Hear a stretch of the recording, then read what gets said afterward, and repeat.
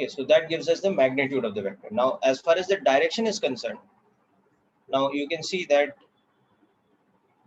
the two vectors go like this.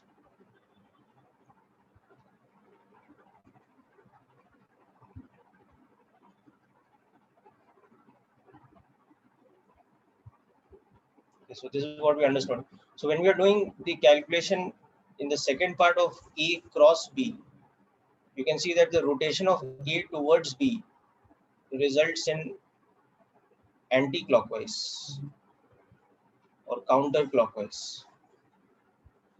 Okay. Therefore, n cap, the unit vector, is coming out of the plane. So in this case, it would be along positive z-axis.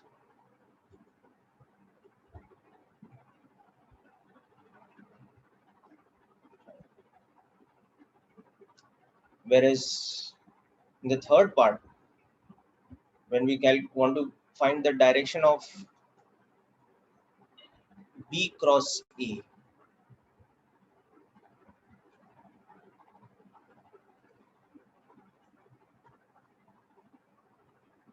so that would be, so n cap, we want to find out the direction of that. So going back to the two vectors, the same two vectors, now you can see that when we are doing B cross A, we will be rotating B towards A. So it will be a clockwise rotation.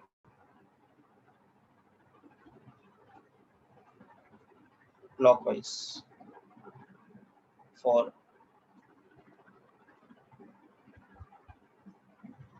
B cross A. So clockwise rotation means that our unit vector will be going into the plane. So n cap is going into the plane. So here that will be along negative z-axis, because our x and y axis are like this. So the direction going into the plane is the negative z-axis. Okay. So with this example, not only we have done a bit of practice, but we also learned one very important property, that A cross B has the same magnitude as B cross A.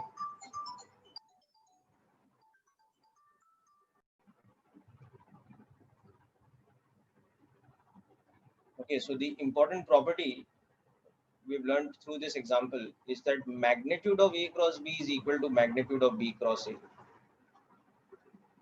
which is AB sine theta, which is the same thing as the area of the parallelogram,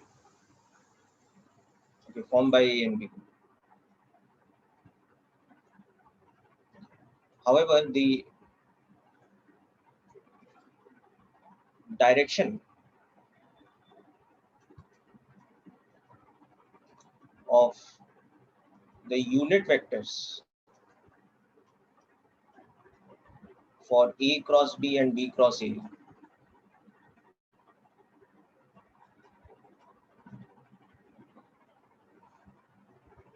are opposite. Okay. So therefore we can say that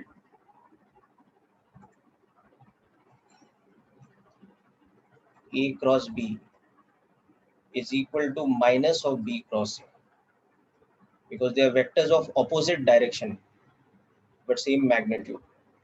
So if one of them is going into the plane and the other is coming out of the plane, they have equal and opposite nature. So now based on this, we also have the properties of the unit vectors. Okay. Cross product of the unit vectors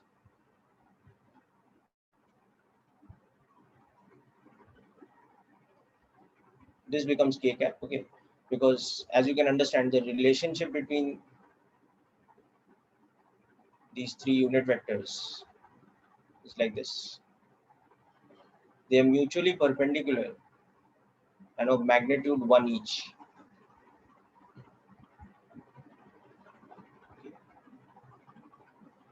Along the positive x-axis, the positive y-axis, and the positive z-axis respectively. Okay.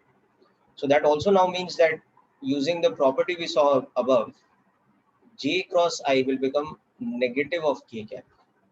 Okay. Similarly, J cap cross K cap is equal to I cap.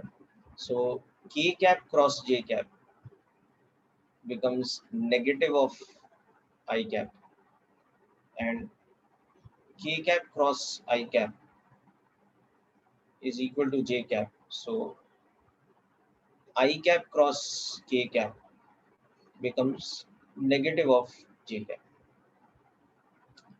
So making use of this set of properties and the distributive property,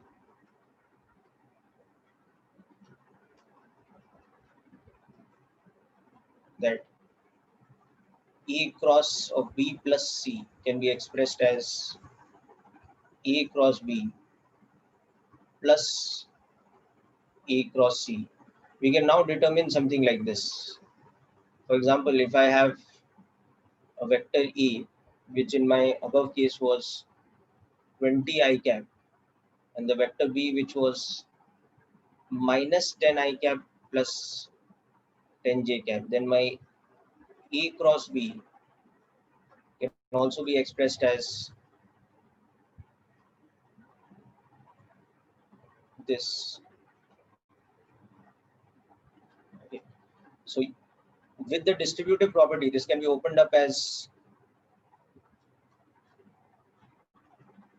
this plus this. Okay. Now this quantity can be understood from this formula, whereas this will be 0 because okay,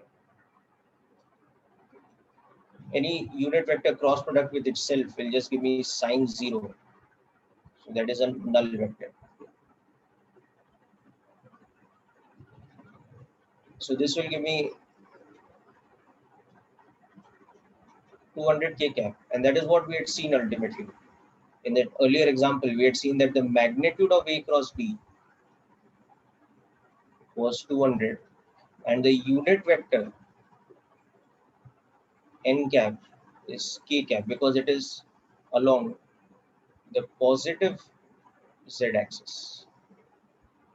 It was coming out of the plane in the earlier example we saw. So that same thing can be expressed by the component algebra method. So just like we have done this operation over here by making use of the distributive property, okay, along with the cross product of unit vectors, okay, which is of course also inclusive of the fact that cross product of any unit vector with itself will be 0.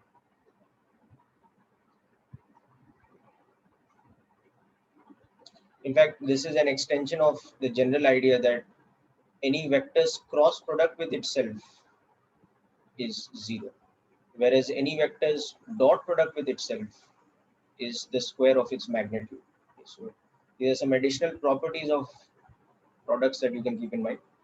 So making use of these things, we can develop the general formula for cross product or vector product in general 3D component notation.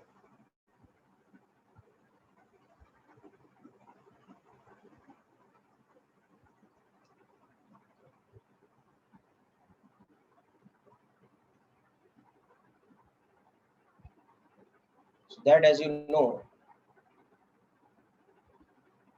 using the above sort of distributive property and combination of cross products, it is given by this general formula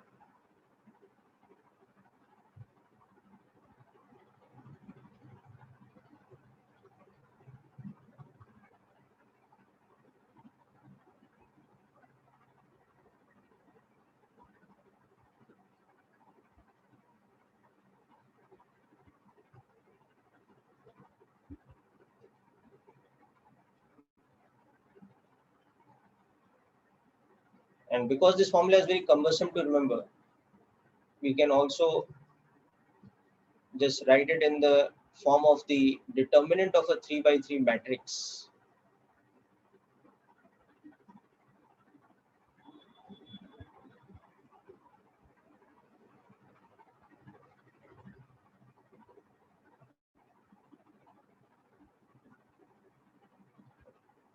So when we solve this determinant,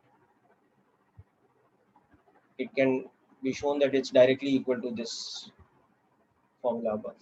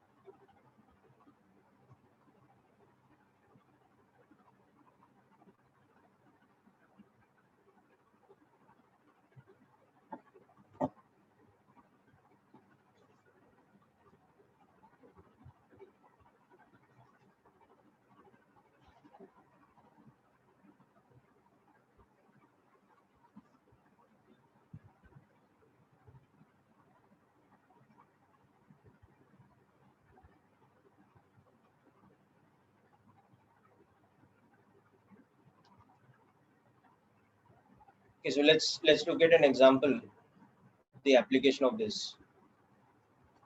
So suppose we are given a vector like this,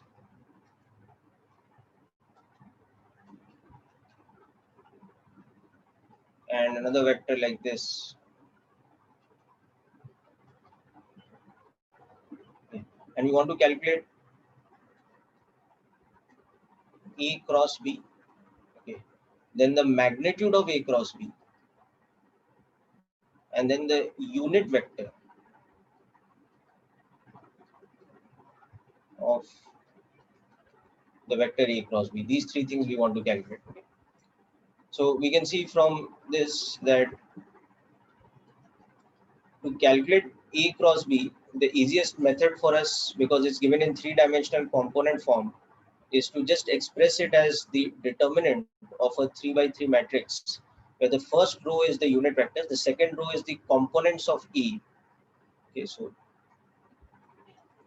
and the third row is the components of B, because we're doing A cross B.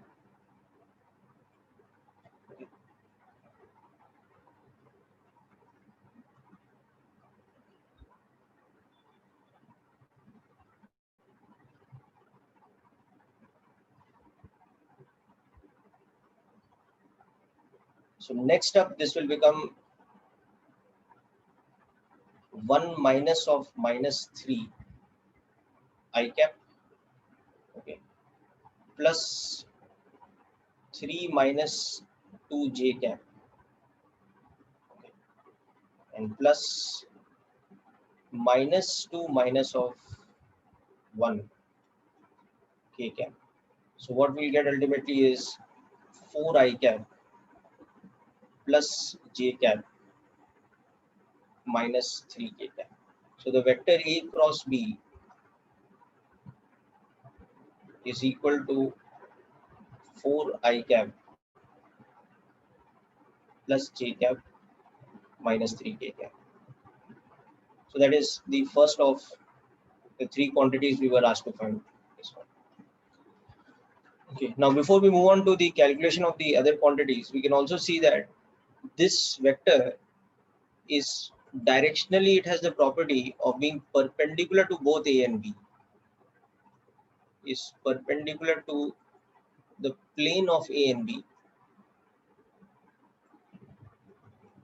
Okay, so therefore you can see that the dot product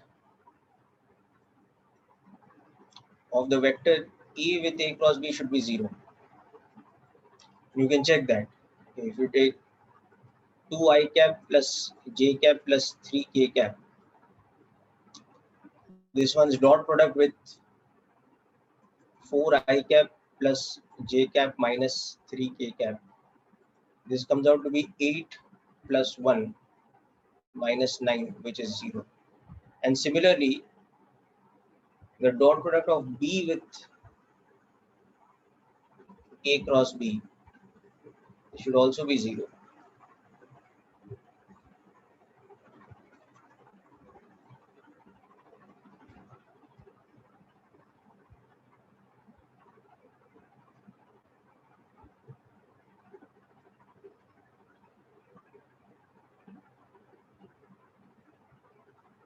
So this is also 0.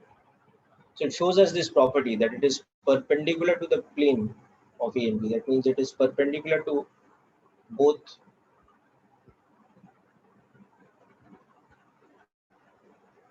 A and perpendicular to B, which you can see in each one of these. Okay. That's that. Now let's come to the magnitude and the unit vector. So that's the easy part here actually. Once you have worked out the cross product in unit vector or component notation,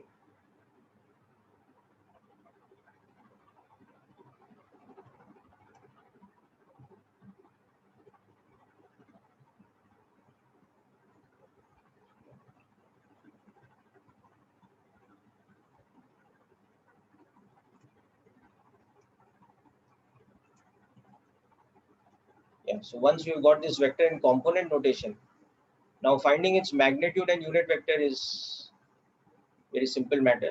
So let's just look at that quickly. So magnitude of A cross B is just going to be magnitude of this vector, which as you can see will be square root of 16 plus 1 plus 9. So square root of 26. That will be the magnitude of A cross B. And the unit vector will just be the vector A cross B divided by its own magnitude.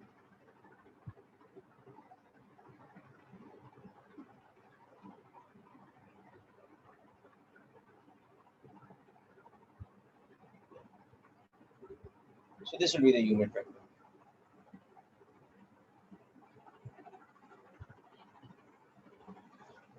Right, so these are the sort of direct method of doing calculation of cross product.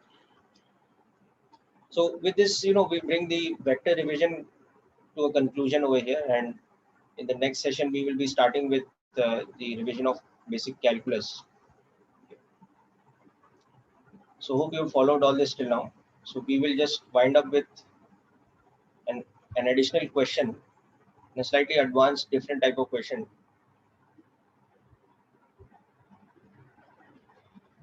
So we have 3 vectors given.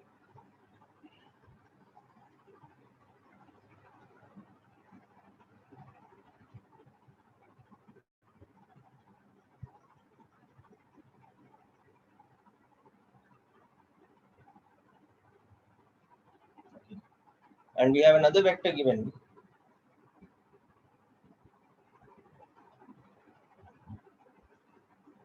with one component unknown.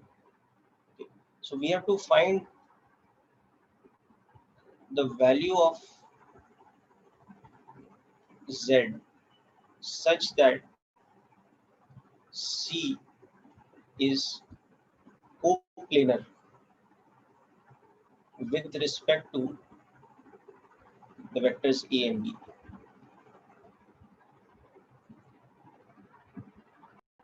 Okay. So let's understand this question first, what this means. So it means that, see, the vectors, the interpretation of this is like this, that vectors A and B, you can see they define a two-dimensional plane.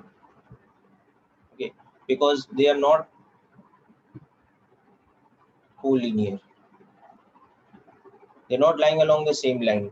Vector A is not equal to some constant into vector B. You can see that the direction cosines are different. So they're defining a two-dimensional plane. So if C is coplanar, that means the vector C should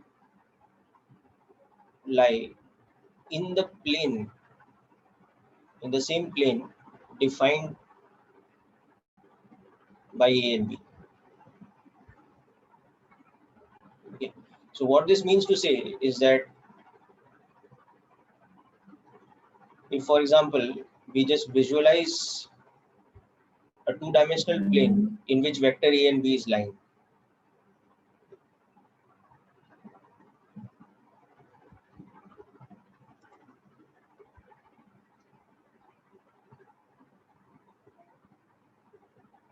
So we define this two-dimensional plane. Okay. This is suppose the plane of vector A and B. That means these two vectors are lying in this plane.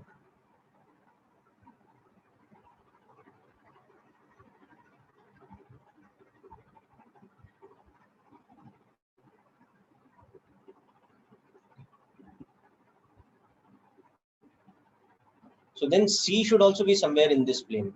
Okay. So now the way to solve this is we'll actually make use of the cross product. So you can see that this is perpendicular to the plane. This is the line perpendicular to the plane of A and B. Okay. So if I calculate A cross B, that will be a vector which lies along this plane. This line will be perpendicular to both A and B. A cross B will be a vector. So A cross B is a vector perpendicular to the plane of A and B. Okay. So now the interesting thing is that therefore, if C lies in the plane of A and B, okay, then C should also be perpendicular to A cross B. So in other words, in this diagram now, suppose the vector C is lying somewhere in this plane. I'm not sure where it is, but it's lying somewhere in this plane only. It's lying somewhere here, let's say. Okay. So if it is lying in this plane, that means its angle with this should also be 90 degrees. Okay. So that means C's dot product with A cross B should be 0. This will become a condition for C to be coplanar with respect to A and B. So now we have to just implement this relation here, this condition. Okay. So let's go back to the values and get this. So we'll just pick up these values from here, and first we'll calculate A cross B.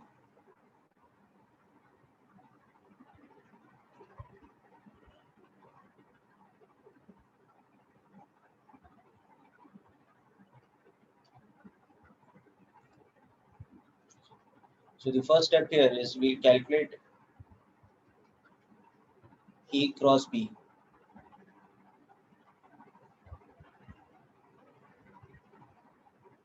using this matrix method. So the second row will be A's components. So those are 2, 1 and 1.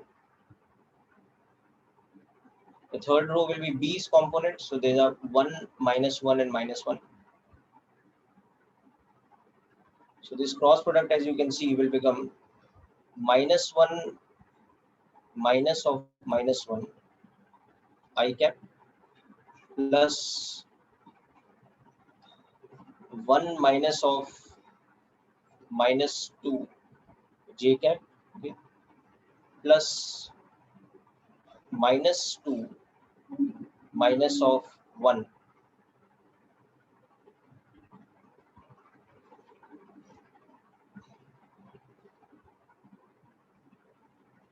k cap.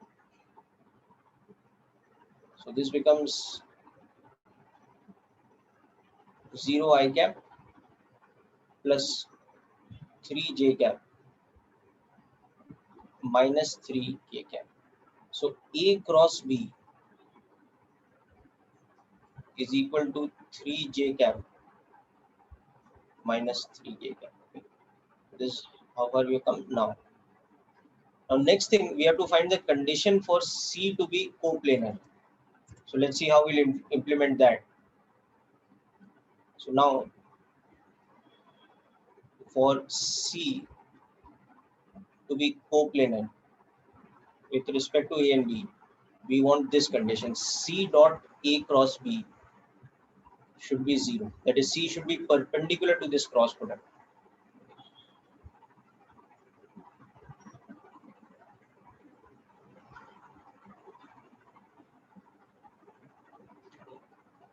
So that is this. So this will now mean that I cap minus 2 j cap plus that unknown quantity z k cap. This one's dot product with A cross B, which is 3 j cap minus 3 k cap, should be 0. So this dot product will give us 0 minus 6 minus 3z be 0. So that will give us the result that z should be equal to how much? It should be minus 2. So that is our final result.